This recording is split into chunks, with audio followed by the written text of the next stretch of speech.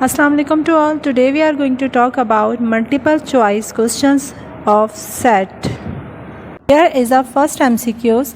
If a set A is 1, 3, 5, 6 and set B is 5, 6, 7 then A difference B is equal to. So अब हमें क्या करना है, इन चारों ऑप्शन में से चेक करना है कि A difference B क्या होगा.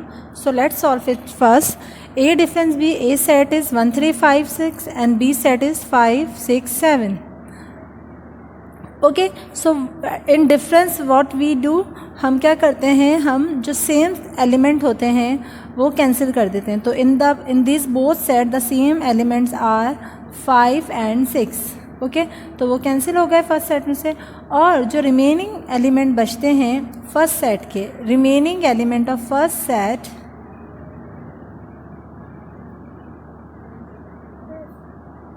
ठीक है. So remaining element of first set क्या है, 1, 3 है. जब भी हम डिफरेंस फाइंड आउट करते हैं दो सेट्स का, तो जो फर्स्ट सेट में रिमेनिंग एलिमेंट होते हैं वो ही आंसर होता है. तो हमारा आंसर आया है 1, 3.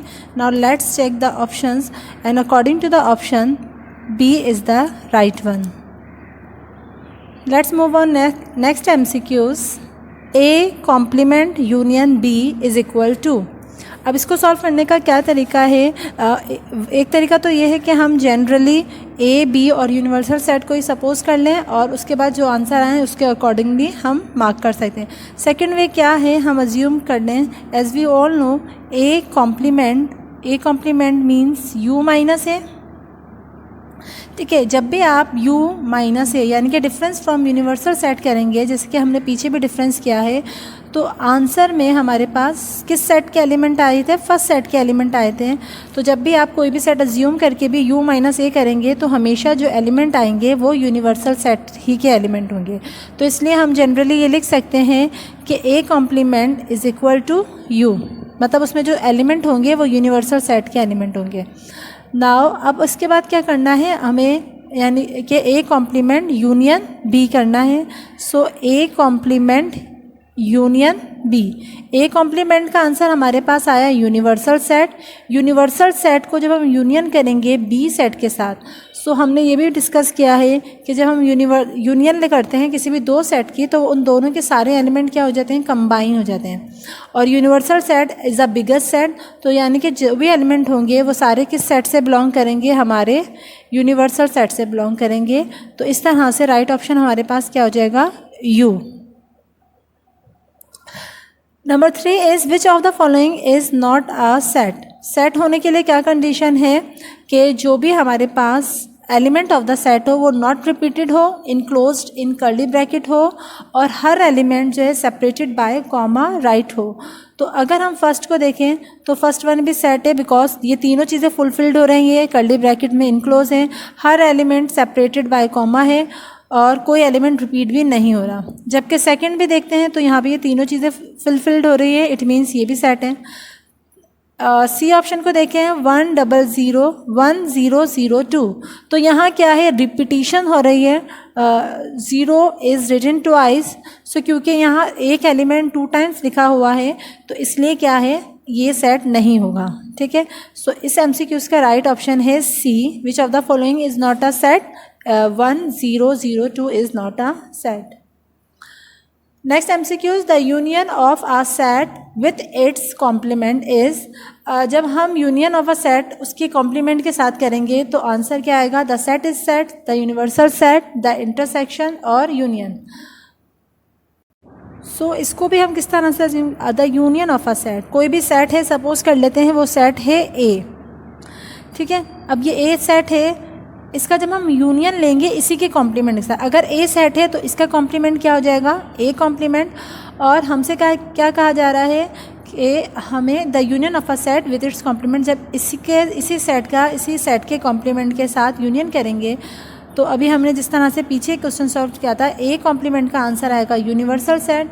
यूनिवर्सल सेट की यूनियन हम ए सेट के साथ लेंगे, तो क्योंकि यूनियन में दोनों सेट्स के एलिमेंट्स आ जाते हैं और जो बिगर सेट के सारे एलिमेंट मौजूद होंगे, तो इस तरह आंसर हमारे पास क्या आ जाएगा, universal set.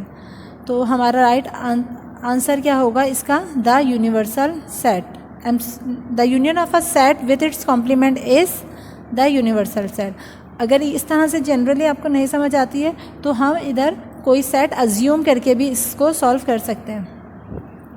For any set ए, किसी भी सेट ए के लिए ए इंटरसेक्शन ए इंटरसेक्शन ये क्या है, इसका मतलब है नल सेट। तो किसी भी सेट की नल सेट के साथ अगर हम इंटरसेक्शन करेंगे तो क्या होगा, तो सपोज़ कर लेते हैं कोई भी सेट ए है जो है 1 2, ठीक है। अब आप जब 1 2 इस ए सेट की इंटरसेक्शन करेंगे नल सेट के साथ, एम्प्टी सेट के साथ, तो हमेशा इंटरसेक्शन में हम क्या करते हैं, कॉमन एलिमेंट लिखते हैं, ठीक है। जो कॉमन एलिमेंट होता है वही हमारा आंसर होता है। क्योंकि यहाँ कुछ भी कॉमन नहीं है तो इसका आंसर क्या आएगा, एम्प्टी सेट ही आएगा। तो इसलिए इसका राइट ऑप्शन क्या हो जाएगा, ए, ठीक है। Right option is null set. किसी भी सेट के लिए, किसी भी सेट की अगर इंटरसेक्शन हम नल सेट के साथ करते हैं तो उसका आंसर नल सेट ही आता है, यानी कि एम्प्टी सेट आता है। If A is 1 2 3 and B is A E I O U, then A intersection B, तो A इंटरसेक्शन B क्या होगा। अभी हमने ये डिस्कस कर लिया है कि इंटरसेक्शन में हम कॉमन एलिमेंट को राइट करते हैं as there is nothing is common between these two set, so the answer will be empty set. Let the universal set U be all the letter of the English alphabet, ठीक है। एक universal set है जिसमें सारे English alphabet हैं, ठीक है, A B up to Z, okay. What is the complement of empty set, English alphabet है तो हमसे पूछा जा रहा है कि एम्प्टी सेट का कॉम्प्लीमेंट क्या होगा, ठीक है। सो कॉम्प्लीमेंट का मतलब क्या है, universal set minus empty set. जब हम यूनिवर्सल सेट में से एम्प्टी सेट को माइनस कर देंगे तो हमारे पास कौन सा सेट आ जाएगा, यूनिवर्सल सेट ही आ जाएगा। तो इसलिए इसका भी राइट ऑप्शन क्या है, ए है।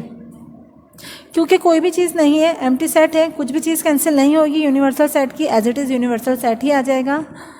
Hope you all are getting this. Next MCQs is the given diagram represent, okay. ये गिवन वेन डायग्राम क्या रिप्रेजेंट कर रहा है, तो this represent complement, this is the venn diagram of complement. The intersection of the given when diagram will be, okay. अब यहाँ हमारे पास एक वेन डायग्राम गिवन है और हमें इसकी इंटरसेक्शन फाइंड आउट करनी है। तो पहले हम चाहें तो सेट्स को सेपरेटली राइट कर सकते हैं। Set S according to this Venn diagram, set S क्या है इस वेन डायग्राम के अकॉर्डिंगली, 2 4 6 एंड 8, जबकि सेट टी जो है वो क्या है हमारे पास, 1 3 5 एंड 7। इंटरसेक्शन में हम क्या करते हैं, कॉमन एलिमेंट हमारा आंसर होते हैं। तो क्योंकि as in both set no element is common, so इसलिए हमारा एस इंटरसेक्शन टी का आंसर होगा null set. So right option is this, okay. Next MCQ है venn diagram of A intersection B is dash when A is equal to 1 2, A set हमारे पास 1 2 है और B set है 2 3 है। तो A इंटरसेक्शन B का वेन डायग्राम क्या होगा, हमें वेन डायग्राम बनाने से पहले हमें रिलेशनशिप को माइंड में रखना पड़ता है कि जो गिवन सेट्स हैं उनके बिटवीन में कौन से रिलेशन है। अब यहाँ A है, अब हमने 3 रिलेशंस पढ़े हैं। एक तो क्या है, 2 सबसेट पढ़ा है हमने, दूसरा पढ़ा है ओवरलैपिंग सेट, और तीसरा रिलेशन जो पढ़ा है वो हमने पढ़ा है डिसजॉइंट। 2 सेट्स डिसजॉइंट होंगे, ठीक है। तो हम क्या करेंगे, इन दोनों सेट्स के बिटवीन में रिलेशन चेक करेंगे। अब यहाँ A सेट में है 1 2 और B सेट में है 2 3, ठीक है। In both set 2 is common and apart from 2 in A set we have 2 and in B set we have 3। तो ये कौन सा रिलेशन है, ये रिलेशन है ओवरलैपिंग। तो अब हमें इसमें से कौन सा डायग्राम चूज़ करना पड़ेगा, जो ओवरलैपिंग का डायग्राम है। सो इसके अकॉर्डिंगली हमारा राइट ऑप्शन हो जाएगा A, ठीक है। This one would be right option अगर हमारे पास गिवन सेट का जो रिलेशन होता वो सबसेट का होता। ये तब सही होता जब हमारे जो गिवन सेट्स के बिटवीन में रिलेशन डिसजॉइंट होता, okay. Next MCQs is according to the given when diagram the element in the set K are. Okay, set हमारे पास एक वेन डायग्राम गिवन है और हमें क्या चेक करना है कि सेट के में इसके अकॉर्डिंगली कौन से एलिमेंट होंगे। सो अब हमें पता है कि जो बिटवीन में जो ओवरलैप्ड एलिमेंट होते हैं वो दोनों सेट्स में होते हैं, यानी कि 6 8 जो है वो हमारे पास L में भी है और 6 8 जो है ये आपके पास के सेट में भी होगा। ठीक है, और क्योंकि इस ये वाला जो रीजन है ये सिर्फ के सेट का रीजन है, ये रीजन जो है ये सिर्फ एल सेट का रीजन है, और यहाँ जो एलिमेंट होते हैं यहाँ वो एलिमेंट होते हैं जो दोनों सेट्स में होते हैं। तो इसलिए अकॉर्डिंग टू दिस हमारा जो के सेट में एलिमेंट होंगे वो क्या होंगे 5 6 एंड 8। इस तरह राइट ऑप्शन क्या हो जाएगा C. If M intersection N is 6 set, यहाँ हमें इंटरसेक्शन का आंसर गिवन है और M set is also given 2 4 6 8। अब हमें क्या करना है, अब हमें चेक करना है then the set N would be. ठीक है, N में कौन से एलिमेंट होंगे। यहाँ इंटरसेक्शन का आंसर दे दिया, M सेट दे दिया, अब हमें N के एलिमेंट्स पूछे जा रहे हैं हमसे। तो अब हमें ये पता है कि इंटरसेक्शन में क्या होता है, हमारे जो आंसर होता है वो कॉमन एलिमेंट होते हैं, यानी कि जो भी N सेट होगा उसमें 6 8 होगा। ठीक है, उसके अलावा भी एलिमेंट हो सकते हैं लेकिन 6 8 ज़रूर है कि वो हो। तो फर्स्ट सेट में 2 4 है, यहाँ 6 8 नहीं है इसलिए ये सेट नहीं हो सकता। सेकंड सेट में 6 8 नहीं है इसलिए ये भी नहीं हो सकता। In the third one we have 6 3 8। ठीक है, यहाँ 6 8 है, सो इट कुड बी, लेकिन उससे पहले हम फोर्थ ऑप्शन को देख लेते हैं। यहाँ है 2 4 6 8। जब 2 4 6 8 और M पूरा का पूरा सेट है तो ये भी नहीं हो सकता, क्योंकि हमारा आंसर 6 8 आ रहा है, हमें इसके अकॉर्डिंगली ही आंसर को मार्क करना है। तो इस तरह इसलिए हमारा राइट ऑप्शन क्या हो जाएगा C option 6 3 8। So this is all for today. Hope you all got this MCQs। अल्लाह हाफिज़।